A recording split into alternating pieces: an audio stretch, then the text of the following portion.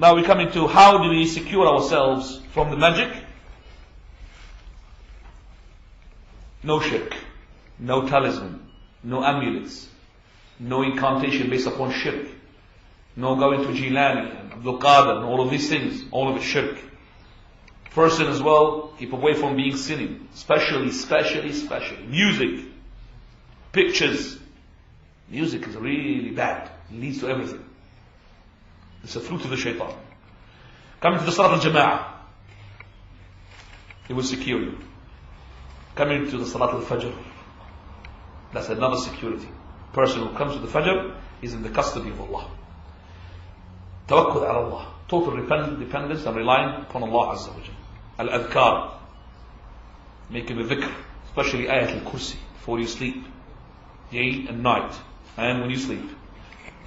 All the ad'iyah. This is another supplication which you say in the Maghrib and the Fajr. La ilaha illallah wahdahu la sharika lah, lahul mulku wa lahul hamd, yuhyi wa yumitu wa huwa ala kulli shay'in qadir. 10 times. If you say it in the morning, then from the Fajr it will be secure until sunset. You say it in the sunset, it will be secure until Fajr. So keep doing it without moving your leg.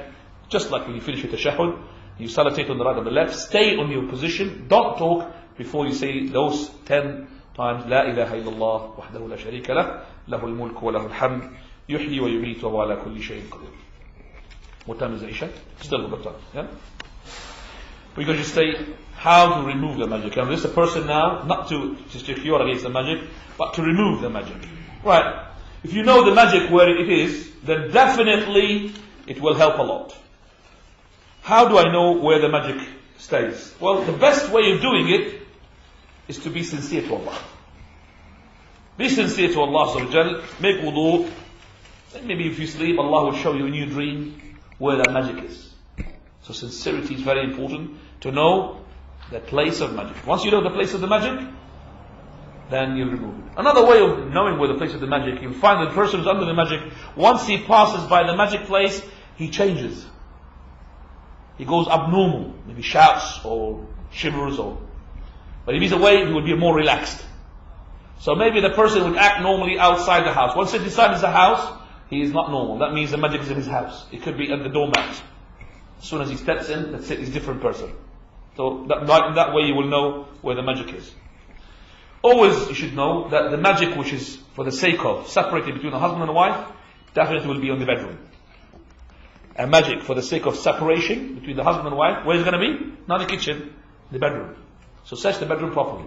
Under the carpet, in the pillows, in the windows, in the curtain, you might find it there. Most of us, we found it underneath the carpets. But the carpet is not really easy to lift the carpet in this country. But our carpet is very easy to lift. But search. And you need to search. Because once you, as I said, you find the magic, you'll remove it.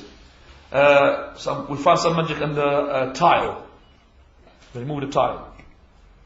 And that tile wasn't cemented properly. So we knew that it's been moved. The magic for the whole family, most likely finding under the doormat. Because the whole family comes inside the house, you have to pass over the doormat. If the magic was like these knotted necklaces, which we have showed you in a minute, those knotted. By the way, these knots, I made them. Because the magic knot, it was like this, similar to this one, exactly. And I had to untie them. I untie them. So imagine this is the knot exactly done by the magician. How do you take the magic out? You start reciting قُلْ هُوَ اللَّهُ أَحَدٌ قُلْ أَعُوذُ بِرَبِّ الْفَلَقِ قُلْ أَعُوذُ بِرَبِّ النَّاسِ, bit by bit, and blow. After you preach, قُلْ هُوَ اللَّهُ أَحَدٌ اللَّهُ الصَّمَدُ لَمْ يَلِدْ وَلَمْ يُولَدْ وَلَمْ يَكُن لَهُ, and then start untying. And the untying will become a lot easier. You see the magician, the sorcerer, with his filthy saliva, he made as well his abracadabra on it. Okay, whatever words he said. And he split it on it as well with his own saliva, filthy saliva. So you know you're going to breathe on it with your pure recitation of the Quran. Okay? And that becomes, by the way, I've noticed that it becomes so easy. You just keep reading, subhanAllah, it unties by itself. So the strength of it is not just the rope, but maybe shaitan is pulling it as well there. So when you recite, the shaitan will disappear, and it will become easy for you to untie it. You will not be experiencing it until you do it yourself, and then you will realize what I'm talking about. You think, oh, was he crazy? Saliva is going to make it like that. But subhanAllah, I have tried it and it worked. And this is what the Prophet ﷺ told us to do. The scholars as well extracted this from a number of hadith and athar. Also, if it is a piece of paper like that, it's got magic, okay, I would say the best thing for it, if the magician, or the person who's under the magic has been solved, alhamdulillah, but usually is the case, what we do, we burn it, and then we bury it. Or we burn it and it turns into ashes and flies, but with recitation. So you recite, and you burn it after that. Because of burning, because we don't want to leave Allah's name there. Another way of doing it, which is grinding 7 leaves of lot leaf. You know the lot? Sidr? Waraq sidr? You know lot leaf? Have you heard about the lot leaf? Okay, Google it out. You'll know it, inshallah. Lot leaf, and put it in the water, recite Al-Mu'awwidat, the Ayat al-Kursi, the verses of Sihr, like Surah Al-Saffat, for the last 10 verses of Al-Baqarah, last 10 verses of Surah Al-Imran, last 3 verses of Surah Al-Baqarah, all of those verses, and then blow into the water, drink the water, wash yourself with it, do that for a week. It's been tried and it was working. But as I said, Ibn Kathir, I like what he said, volume number 1, page 26, regarding the ayah, where Allah subhanahu wa ta'ala, he said, Ya ayyuha alladhina amanu ittaqullaha wa qulu qawlan sadida. He said, the best thing I find for the person who's under magic, to remove his magic, is what is being sent down to the Prophet of Allah, the Mu'awwidatan and Ayat al-Kursi. 2 Mu'awwidah and Ayat al-Kursi. قُلْ أَعُوذُ بِرَبِّ الْفَلَقِ قُلْ أَعُوذُ بِرَبِّ النَّاسِ and Ayat al-Kursi. Number 3, hijama. Hijama is cupping with cutting. Cupping with cuttings. Cupping. Put the cups and use another cup, use the cuts. If you don't know what's hijama, put hijama in the YouTube. You'll find plenty of them. Yeah, there are plenty, Shaykh Muhammad and others as well. But you make sure that the hijama, even the Sufis can do it, which are not on right manhaj. But we used to go to a Sufi person because he was better than the person who's a Salafi doing the hijama, because of his skill. Okay, so the hijama is to do with like going to a kafir doctor rather than to go to this Muslim doctor, because that kafir is what? More experienced. But he's not kafir, of course, the Sufi. I'm just saying, it's like a comparison. Because that Muslim has just started now surgery, and the other one is, mashallah, professor. So you go to the professor, even he's a disbeliever, as long as you trust him on your life. So the